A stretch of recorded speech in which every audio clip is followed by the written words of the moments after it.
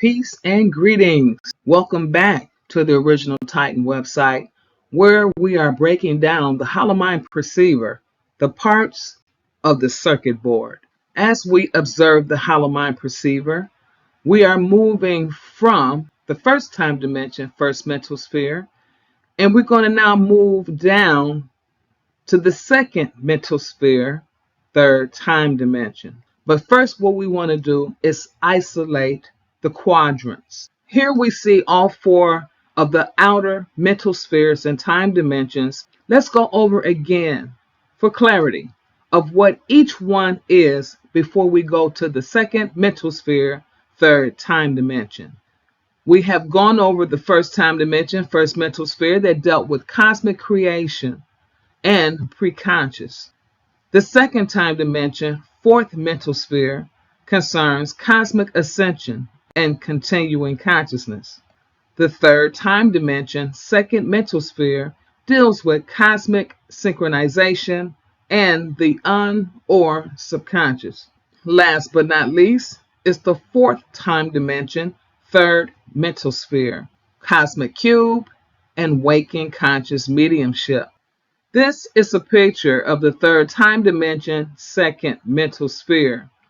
But what does cosmic synchronization for the third time dimension mean? We automatically know that we're living in the third time dimension. We know that matter exists in this third time dimension. We also know that the first time dimension and the second time dimension is engulfed in the third. The unseen is the first time dimension. And we know that the second time dimension also deals with particles that are unseen, but in that dimension, electricity begins to work. The part-time begins to come together and to quantify itself. Now, in this basic area of the session, we're not going to go too much into the electricity or the part-time being quantified. But what we're going to do is understand that in the third time dimension, we have power over speaking things into existence from the first time dimension and also from the second time dimension. We hold those powers as well. And how do we know? Because we create and bring things out of the unseen into the material realm. Let's go over a little bit more of the third time dimension and what it stands for. First of all, the intergalactic channel for this time dimension and mental sphere is going to be alpha beta. Alpha beta is the intergalactic channel. And what that means is that there's informative samadhi. Once again, samadhi is to have total awareness, to be aware, most likely through or a meditative state. You're being informed about something. Where does that information come from? It comes from your subconscious. Okay, so you see how the third dimension and the subconscious works together here. Now, when we talk about self-creation, we do talk about the first time dimension, first mental sphere, but we are also talking about self-creating through time of the mind, with us having a desire. That's where everything starts, from having a desire or an intention or goal. Okay, and from there we use the codes, the synchronic order. We use the calendar, 13 moon, 28-day calendar. We're aware of the galactic seasons. What season are we in? We're aware of the color of the heptad. Are we in red, white, blue, or yellow? And if you don't know what those colors mean, please go to theLawOfTime.org and read up on it. These are just some examples of how we embed the synchronic order. The graph that we see over here to the left has not only the outer time, external time, but we also have the black numbers, which is the base matrix unit. Those are all overlaid on the hollow mind perceiver, meaning that we have to imprint these numbers in order to unlock certain things. Okay, everything has a code. Our bank accounts, some of our cars. The universe is no different. There are also codes to open things, to shut things, be made aware of things, to self-create anew. Now, let's go over the mental sphere. We know that in this particular area, we're talking about habits. We're talking about thought reflexes and patterns that we always tend to think like, to the point where some people can even know how you're going to think about something. Oh no, don't tell mama, she's going to think blah, blah, blah, blah. It's an acquired thought reflex.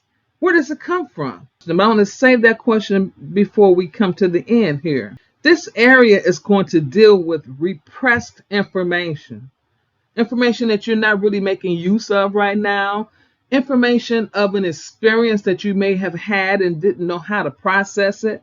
It doesn't just go away, it goes into the second mental sphere. This area is going to spill over. It's going to inform your waking conscious mediumship. And that's going to affect the way we think, our decision making, our judgments, and even some of our belief systems as far as the third mental sphere for time dimension that we call waking conscious mediumship. Now, I know we're not there yet, but what I'm doing is to tie in how all of these dimensions and mental spheres work with each other. We know that we self-create ourselves and we have the untapped energy from the first mental sphere. However, remember, the first time dimension and first mental sphere is dealing with what we brought from other past lives, what we brought from the unseen, what we're bringing from the genes that we're sharing of our parents, of the family lineage. We're bringing our experiences from childhood and from our family values and what we grew up being taught and being indoctrinated with.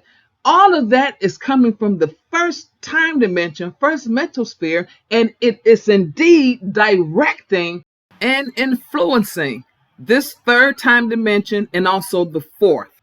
Meaning that we have to be aware of how we're thinking. What are we thinking? How we're judging our belief systems. That's going to be very important.